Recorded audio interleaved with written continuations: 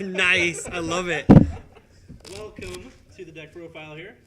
Chris Smith. Yes. How's it going? Good. What are you doing? I guess I'm going to talk about my second place deck, Yamato Man, from the MCS Indy this weekend. Cool. A couple things. It was great to travel outside of Rockford to go play MCS UFS because it was nice to see another shop getting in on it. And then we had 20 players, which was fantastic. So we grew by 2. Oh, no, you want to get right into it? Yeah. Cool, let's do Check it. it out. All right, just let me know. Glare, no glare. We're doing it. Cool. This is Yamato Man. He's a 719, all Chaos Water. He has a cool top foundation. Ready one of my opponent's foundations for 3 speed and 1 damage. His bottom enhance goes, if your opponent has no committed foundations, commit one of their foundations. That is fucking awesome because my opponent would attack into me and then I'd be like, commit your best foundation. And then they'd be like, what do I do now? So that was really cool. So I'll put them off to the side. Right there, it's good? Is there good? Cool. All right, we're going to do the attacks. I'll show you the best attack in the deck. It is not Yamato Spear. It's Hyper Bomb. I played 4 Hyper Bomb. I am on the low. 19 health is extremely low. And even for some 7-handers, there are 7-handers that are higher than him. I always will get this, the E, commit 1 foundation, blow something up. So what I'll do is I'll commit with Yamato Man, stun 2 them, ready their best foundation, blow it up with Hyper Bomb, and then be like, well, I'll get to draw a card since it's so fast on turn 2 and you can't block it, so I'll draw a card. So definitely a 4 of. It's probably his best attack that's not called Flying Yamato Spear. 3 Yamato Spears. I did have a 4 and 3 Hyper Bomb, and then I found out the Hyper Bomb's way better than this early game, so I went with that. That's pretty self-explanatory.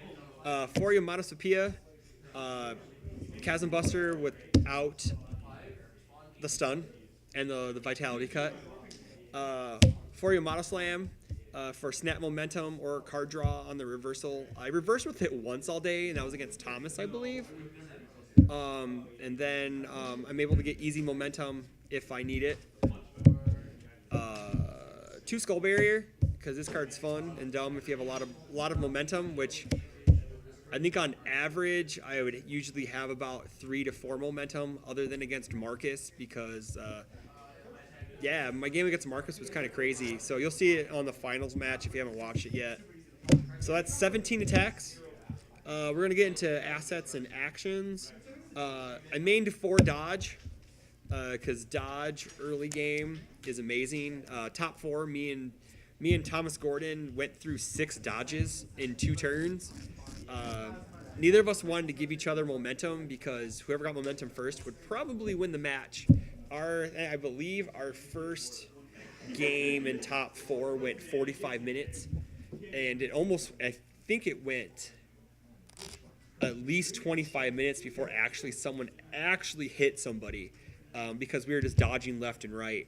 And dodge comboed with Hyper Bomb puts tremendous pressure on your opponent. It sets the tempo game so well in your favor that it's really hard for some people to come back from. I played a Mei Lin all deck in Swiss rounds in round 4, and I was able to Hyper Bomb him 2 turns in a row plus a dodge. He didn't have foundations when I killed him. Fortunately for me, it worked in my favor. 3 Sweet Baby. As Sean Bullock said, this card changes lives in our game in round 3. Snap Momentum, able to pick up a block if I need it. Most of the time I check attacks when I actually needed something to block with. 2 foundations, my 3 diffs. 3 Spiders and Dragons, Foundation Hate, and for the 1 random time that I actually hit someone with a death attack, I can burn or gain. So that was pretty fair. This is might go to a 4 of, I'm not sure yet. 1 Ever Hopeful. I'm kind of shooting myself.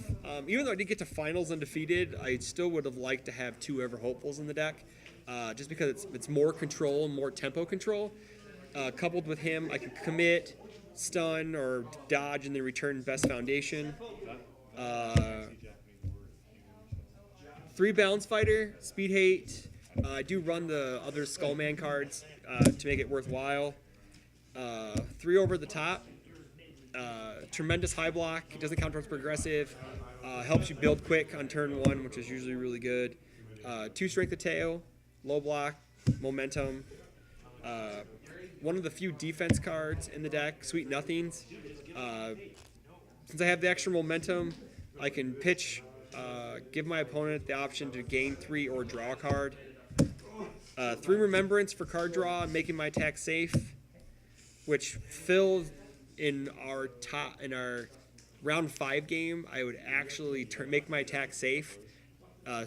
Even though I don't know why it would do that, because committed at least, and then he would treble for less damage, which was really a good play on him. War for Armageddon's an MVP. I did flip Dust in the Winds, and the other cards that had a bunch of R's on it. It's an E flip, not an F commit like UFS University says.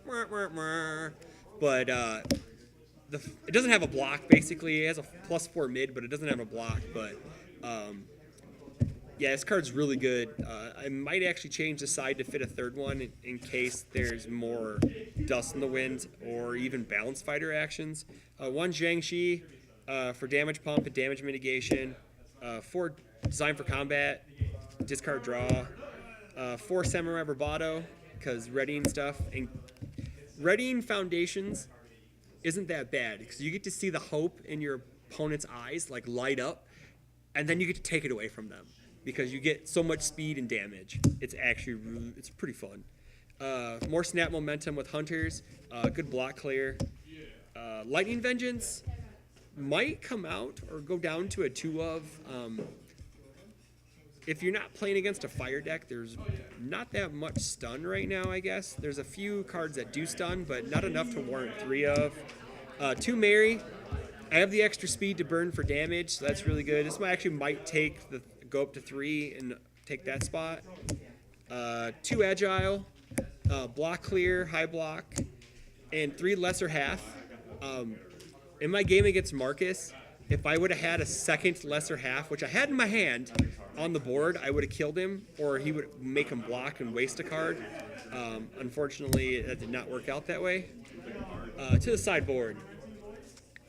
2 Spine Sweep to deal with White House. I didn't see White House at all day, and it's a decent high block. 3 Out of Your Leagues, because to stop Revoke or even other R's, kind of like Dust in the Wind, stuff like that.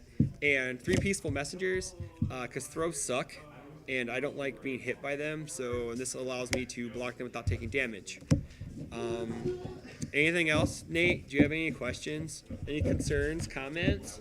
No. Any other cards that you think you would add to that to make it better? Any I've already matchups, like what did you side in the most? I think, well, I sided in Peaceful Messengers against Thomas Gordon, so I think that's fine, staying in, because he was playing Snake Man, so staying in that in the side's good. A 4th Over the Top might be pretty good. I also will try to fit Built for Speed in here. For some reason, I don't have Built for Speed in here. That's a 1/6 with a high block. I really should have played it and with a Second Ever Hopeful, I should have played that too. That's probably some changes I would make. I don't think I'm going to play this in Michigan. I want to play something different. I'm currently sitting 1st in points, so I don't think I'm in that much of trouble top 6ing for finals. So I might play something fun just for shits and giggles.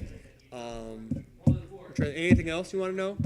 Anything you want to know about the tournament? How was your time in Indiana? Indiana was great. The venue was awesome. The people were great. I was in a pretty decent location, so hopefully we go back there again next year. I'm hoping they get a PTC next year, because that would be sweet, because the shop can hold about 40 people, so that was pretty cool. I don't know, that's pretty much it. Shout outs to Thomas Gordon, to Marcus for beating my ass in finals. Thomas Gordon, you played amazing in top 4. I was glad to play against you. Cameron Caldwell, nice game in top 8 that turned to crit split. Had my butthole puckered in game 3, so that was I did not want to get crit splitted out of top, so I hope to see everyone there at the MCS in Michigan, which is in March 25th at in Ferndale. I forget the name of the shop, but look up the Facebook event and come, and I'll probably be seeing everybody there, and then at the 1K in April. So thanks a lot. Awesome. Thanks, Yep, Chris. thank you.